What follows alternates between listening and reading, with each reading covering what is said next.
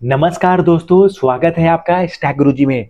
दोस्तों, इस वीडियो में कवर करने वाले हैं Bihar state electronics development corporation limited यानी कि बिहार बेल्ट्रॉन में जो आपकी वैकेंसी आई हुई है डाटा एंट्री ऑपरेटर, जिसमें कि आपका जो मेनली सिलेबस है MS Office, MS PowerPoint, MS Excel, MS Word, MS Access और इंटरनेट, ईमेल, वर्ड एक्सप्लोरर, इस टाइप के आपके जो टॉपिक्स हैं, इन्हीं टॉपिक से जो आपका टाटा कंसल्टेंसी सर्विस यानी कि टीसीएस ने जो एग्जाम कंडक्ट किए थे, उसी एग्जाम के बिहाफ पे ये जो ऑफिशियल पेपर है आपके साथ डिस्कस करने वाले हैं। यदि आपको ये पेपर चाहिए होगा तो आप हमसे संपर्क कर सकते हैं, डिस्क्रिप्शन बॉक्स में लिंक मिल जाएगा। बाकी हम आपको एक सीरीज कंप्लीट लाएंगे जिसमें बल्क सीरीज भी होंगी, जहां पे आपके साथ सभी क्वेश्चन डिस्कस करेंगे, जो भी संभावित क्वेश्चन पूछे जा सकते हैं बिहार डाटा एंट्री ऑपरेटर में, जो टीसीएस का एग्जाम आपका 14 सितंबर 2024 से होना है। तो इसमें जो पहला क्वेश्चन है कि एमएस एक्सेल में किस विशेषता का उपयोग टेक्स्ट को निर्दिष्ट कोड के माध्यम से घुमाने के लिए किया जाता है, यह फॉर्मेट सेल्स विकल्प में होता है। तो टेक्स्ट ओरिएंटेशन इसे कहते हैं। जी हाँ, एमएस एक्सेल में किस विशेषता का उपयोग टेक्स्ट को एक निर्देशित कोड के माध्यम से घुमाने के लिए किया जाता है, और इस फॉर्मेट सेल्स विकल्प में क्या होता है, इसको कहते हैं टेक्स्ट ओरिएंटेशन। अब आ जाते हैं दूसरे क्वेश्चन के ऊपर। दूसरा क्वेश्चन है माइक्रोसॉफ्ट वर्ड में पैराग्राफ ग्रुप में ये जो बटन दर्शा रहा है, इसको क्या कहते हैं? इसे कहते हैं अलाइन टेक्स्ट राइट यानी कि दाई और संरेखण। ठीक है, तीसरे क्वेश्चन पे आ जाते हैं। अब मैं इस वीडियो के माध्यम से आपको ये बताना चाहता हूं कि किस प्रकार के प्रश्न आपके बेल्ट्रॉन डाटा एंट्री ऑपरेटर में पूछे जाते हैं। तीसरा क्वेश्चन है एमएस पावर पॉइंट में स्लाइड को व्यवस्थित करने, स्थानांतरित करने या कॉपी करने के लिए किस क्षेत्र का उपयोग किया जाता है? तो स्लाइड्स पेन का उपयोग किया जाता है। एमएस पावर पॉइंट में स्लाइड को व्यवस्थित करने के लिए, स्थानांतरित करने के लिए या कॉपी करने के लिए किस क्षेत्र का उपयोग किया जाता है? तो स्लाइड्स पेन का उपयोग किया जाता है। चौथे क्वेश्चन पे आ जाते हैं। चौथा क्वेश्चन एमएस एक्सेल से है। एमएस एक्सेल में करंट सेल को नाम देते हैं। एमएस एक्सेल में करंट सेल को क्या नाम देते हैं जिसके चारों ओर एक सेल बाउंड्रीज होती हैं? उसे क्या कहते हैं? उसे सक्रिय कक्ष कहते हैं, यानी कि एक्टिव सेल कहते हैं। जी हाँ। अब पांचवें प्रश्न पे आ जाते हैं। पांचवा प्रश्न है कि रिबन माइक्रोसॉफ्ट ऑफिस को डिस्प्ले यानी कि प्रदर्शित करने के लिए, मिनिमाइज यानी कि छोटा करने के लिए किस कॉम्बिनेशन, किस शॉर्टकट की का प्रयोग किया जाता है? तो कंट्रोल प्लस F1 यानी कि जो फंक्शन की पहली फंक्शन की है उसको कंट्रोल के साथ यूज किया जाता है मिनिमाइज करने के लिए। छठवें प्रश्न पे आ जाते हैं। प्रोटेक्ट वर्कबुक फंक्शन क्या कार्य करता है? प्रोटेक्ट वर्कबुक जो फंक्शन है वो क्या कार्य करता है? यह वर्कशीट तक पहुंचने के लिए एक पासवर्ड जोड़ता है। यह वर्कशीट पहुंचने के लिए क्या करता है? एक पासवर्ड जोड़ता है। सातवें प्रश्न पे आ जाते हैं जो कि एमएस एक्सेल से है। एमएस एक्सेल में स्मार्ट आर्ट विकल्प डैश टैब में होता है। तो एमएस एक्सेल के अंदर जो स्मार्ट आर्ट जो विकल्प होता है, स्मार्ट आल वाला जो ऑप्शन होता है, वो किस टैब में होता है? वो इंसर्ट टैब के अंदर होता है। सातवां क्वेश्चन का जो आंसर है वो क्या है? इंसर्ट टैब हो जाएगा। आठवें प्रश्न पे आ जाते हैं। डैश एक ग्राफिकल वेब ब्राउजर नहीं है। तो कौन सा इनमें से एक ग्राफिकल वेब ब्राउजर नहीं है? तो लाइनेक्स एक ग्राफिकल वेब ब्राउजर नहीं है। देखिए, वेब ब्राउजर कौन कौन से होते हैं वो भी मैं बता देता हूं। जैसे गूगल क्रोम क्या है आपका? गूगल क्रोम एक वेब ब्राउजर है। ओपेरा क्या है? वेब ब्राउजर है। सफारी क्या है? वेब ब्राउजर है। माइक्रोसॉफ्ट एक्सप्लोरर क्या है? एक वेब ब्राउजर है। मोजिला फायरफॉक्स क्या है? ये एक वेब ब्राउजर है। तो इनमें से कौन सा ग्राफिकल वेब ब्राउजर नहीं है? वो लाइनेक्स जो होता है ये कोई ग्राफिकल वेब ब्राउजर नहीं है। नवे क्वेश्चन पे आ जाते हैं कि एमएस एक्सेल 2016 में किस वर्कबुक का डिफॉल्ट नाम क्या होता है? तो एमएस एक्सेल 2016 में किसी भी वर्कबुक का जो डिफॉल्ट नेम होता है वो बुक वन होता है। MS एक्सेल 2016 में किसी वर्कबुक का डिफॉल्ट नेम क्या होगा? बुक वन इसका डिफॉल्ट नेम होगा। 10वें प्रश्न में आ जाते हैं, MS वर्ड में फंक्शन, MS वर्ड में फाइंड विकल्प किस टैब पर होता है? फाइंड किस पे होता है? होम पे होता है फाइंड।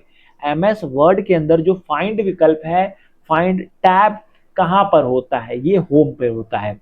देखिए फिर से मैं क्लियर कर देता हूं, मेनली आपके जो क्वेश्चंस हैं 60 क्वेश्चन आएंगे, जिसमें से 30 क्वेश्चन आपको करने होंगे पासिंग मार्क्स के लिए।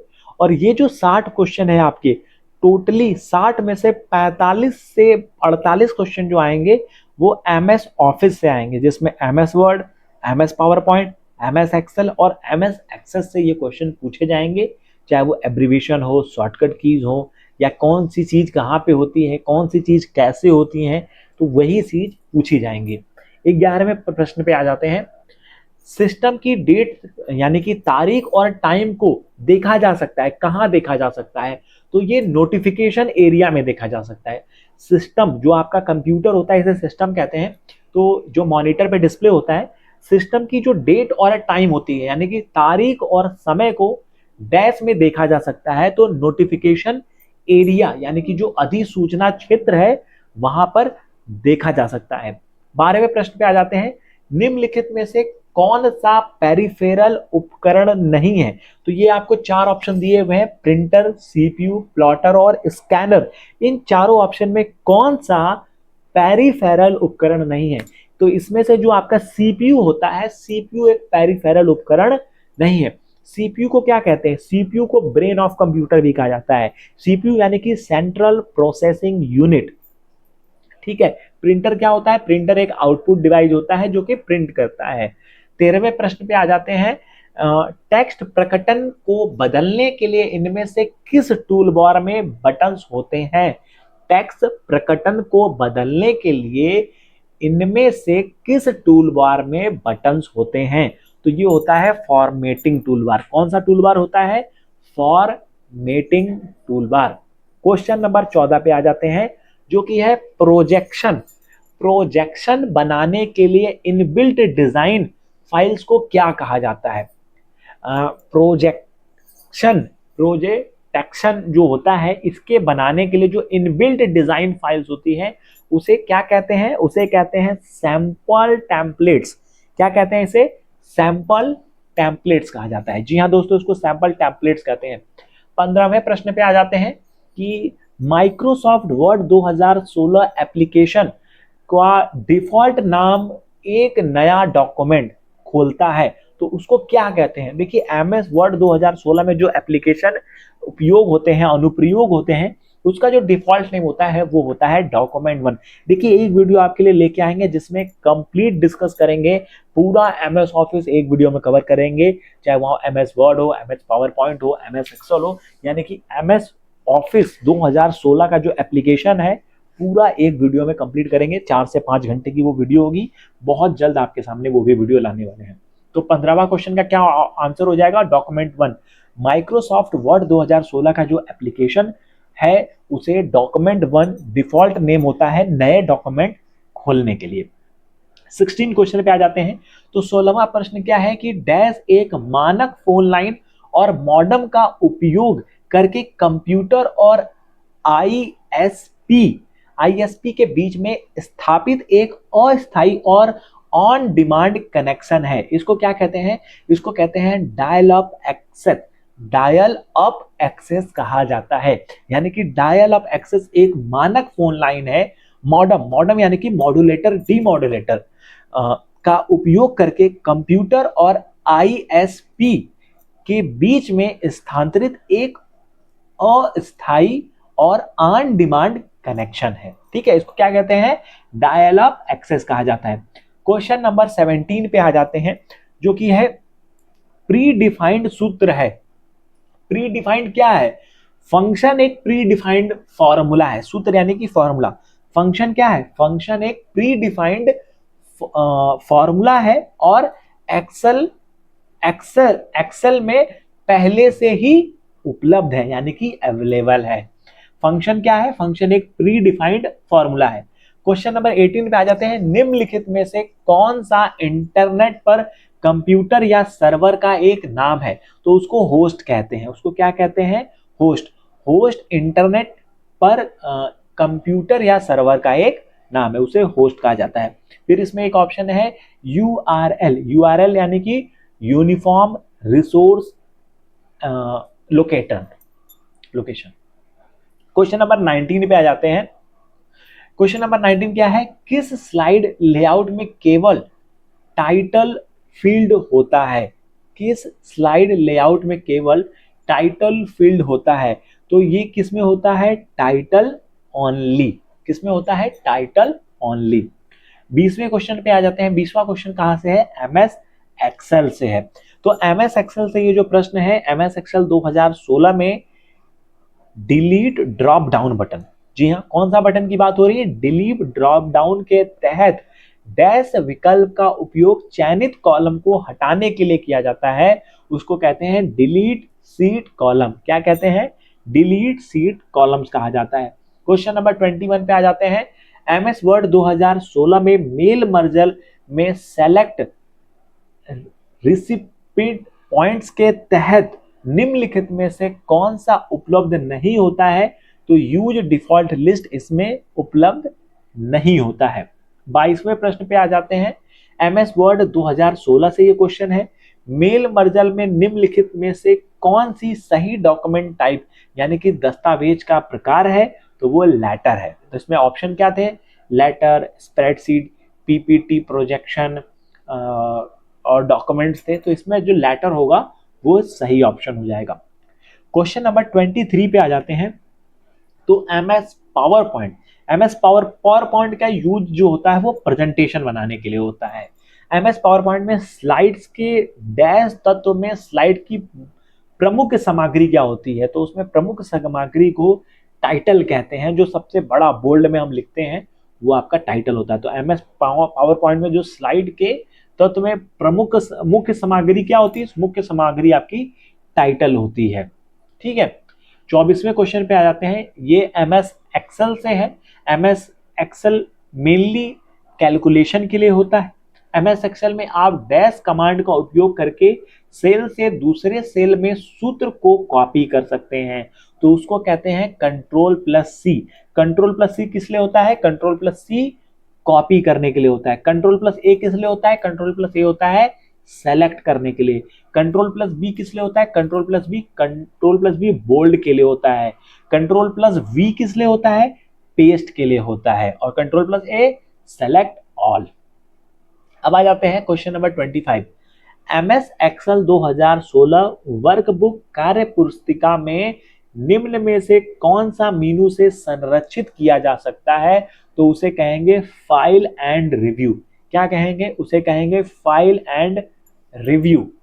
क्वेश्चन नंबर 26 पे आ जाते हैं। क्वेश्चन नंबर 26 क्या कहता है? कैस्पर स्काई किस प्रकार का एप्लीकेशन है? तो ये जो कैस्पर स्काई ये एक सॉफ्टवेयर होता है, और जो कैस्पर स्काई है ये एक वायरस स्कैन क्लीनर, एक तरीके से एंटीवायरस आपका होता है कैस्पर स्काई। तो वायरस स्कैनर क्लीनर इसको कहा जाता है, आप क्लीनर कह सकते हैं, virus scanner cleaner. Question number 27 पे आ जाते हैं, जो कि एमएस एक्सेल से है। और एमएस एक्सेल से जो भी चीज होती है वो कैलकुलेशन से रिलेटेड होती है। इसमें से कौन सा चिन्ह सूत्र के आरंभ में लगाया जाता है? तो जो इक्वल टू का जो साइन होता है ये किसी भी फॉर्मूले के स्टार्टिंग में लगाया जाता है, तो 1 इसका करेक्ट ऑप्शन हो जाएगा। क्वेश्चन नंबर 28 पे आ जाते हैं। तो क्वेश्चन नंबर 28 क्या कहता है कि निम्नलिखित में से कौन सा कंप्यूटर की एक विशेषता नहीं है? मतलब ये कह रहा है कि इनमें से कौन सी एक कंप्यूटर की विशेषता नहीं है?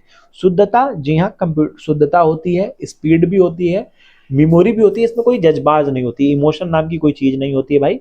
तो ये 4 है, ये ऑप्शन करेक्ट हो जाएगा। तो कौन सी विशेषता नहीं होती है? तो ये जज्बात कोई विशेषता यहाँ पे नहीं है। क्वेश्चन नंबर 29 पे आ जाते हैं, जो कि एक्सेल फाइल पर पासवर्ड जो इनक्रप्शन होता है उसको हटाने का क्या तरीका है? तो पासवर्ड इनक्रप्शन को हटाने का जो तरीका है, वर्कबुक को खोलने के लिए पासवर्ड डालना और फिर परमिशन, और परमिशन के बाद इनक्रप्ट विद पासवर्ड बॉक्स में बने पासवर्ड को डिलीट करना। तो ये पूरा प्रोसेस होता है। क्वेश्चन नंबर 30 पे आ जाते हैं। एमएस वर्ड में स्पेलिंग एंड ग्रामर विकल्प किस टैब में होता है? एमएस वर्ड में स्पेलिंग एंड ग्रामर विकल्प किस टैब में होता है? तो ये रिव्यू टैब के अंदर होता है। तो दोस्तों इस वीडियो में हमने आपके साथ 60 क्वेश्चन होते हैं तो 30 क्वेश्चन डिस्कस किए हैं। 30 क्वेश्चन हम नेक्स्ट वीडियो में डिस्कस करेंगे। तो ये पेपर जो है आपका 60 प्रश्न का कंप्लीट हो जाएगा। इसमें मेनली हमने देखा जो भी प्रश्न आपके पूछे गए हैं वो एमएस ऑफिस से ही पूछे गए हैं, चाहे वो एमएस वर्ड से हो, एमएस एक्सेल से हो, चाहे वो एमएस पावर पॉइंट से हो। बाकी फ्यूचर में कोई अपडेट होगा बेल्ट्रॉन से रिलेटेड तो हम आपको अपडेट करेंगे। आपको ये वीडियो कैसा लगा? क्या आपको लगातार इस प्रकार की वीडियो चाहिए? तो कमेंट बॉक्स में कमेंट करके जरूर बताइएगा। वीडियो को लाइक कीजिएगा। फर्स्ट टाइम हमारे चैनल विजिट किए तो चैनल को सब्सक्राइब कीजिएगा। आपके सब्सक्रिप्शन से हमें मोटिवेशन और सपोर्ट मिलता है। Thank you friends.